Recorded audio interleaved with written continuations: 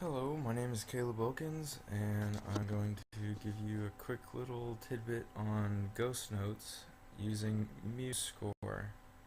So here I have a transcription that I've done of Shofukan by Snarky Puppy, and I'm using Musescore 2.1.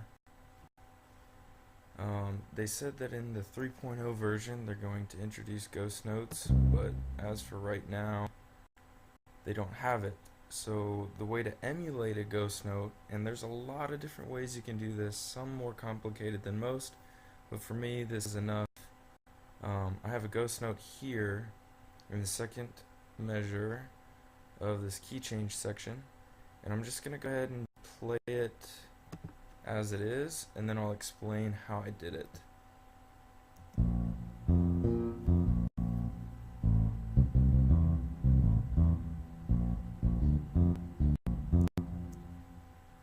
Okay, so you may see a little tick here and whatnot, but the important parts are to just enter it as if it were a normal note, and then we can edit it in a multitude of different ways. So in Musescore you have this palettes section.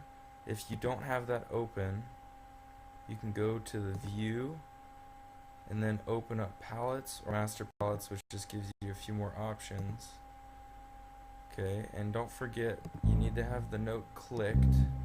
So click on your note, and the way that I emulate a ghost note is to add either a staccato or a staccatissimo, which makes the note a little shorter in its sound and doesn't play it for very long. If you just want to note it and are frustrated about how it sounds or anything of that sort, you can use the inspector.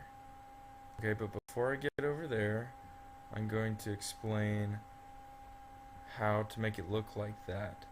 So it's pretty simple. You go over to your palettes and you go to the section called note heads, and you simply click this cross here, and you can change it to a bunch of different looks. Be sure that your note is selected.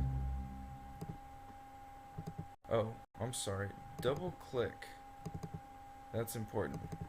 Double click to get your note head change. Also double click to get your articulation. You see it added a staccato. I'm just going to delete that because I already have a staccatissimo in there.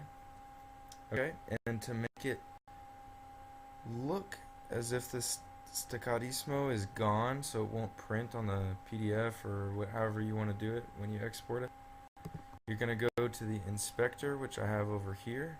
If that's not already showing, it's similar to the palettes. You go to view, down here to inspector, or you can do the key binding, which is F8. Okay, so first off, you want to click on your note. Well, if you want to do things like make it smaller in the chord section, or the note itself, if you want to make it smaller, you can do that. Be sure that the play here is on.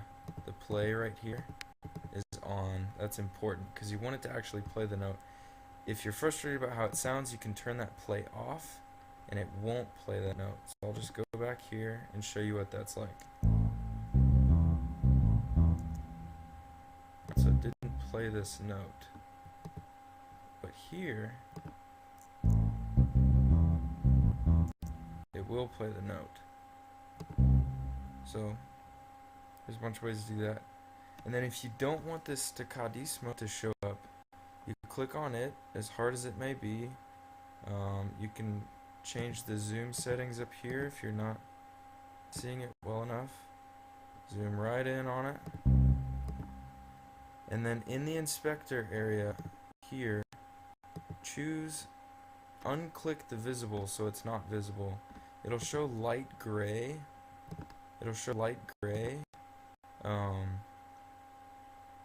Just to show that it's there and you can still edit it, but it won't print. It won't show up on the print.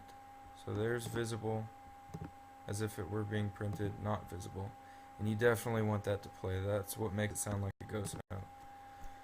So this is my first little tutorial video. I hope it helped. I was doing this for a guy on Scott's bass lessons. Shout out to him, and I hope this helps you. Thanks.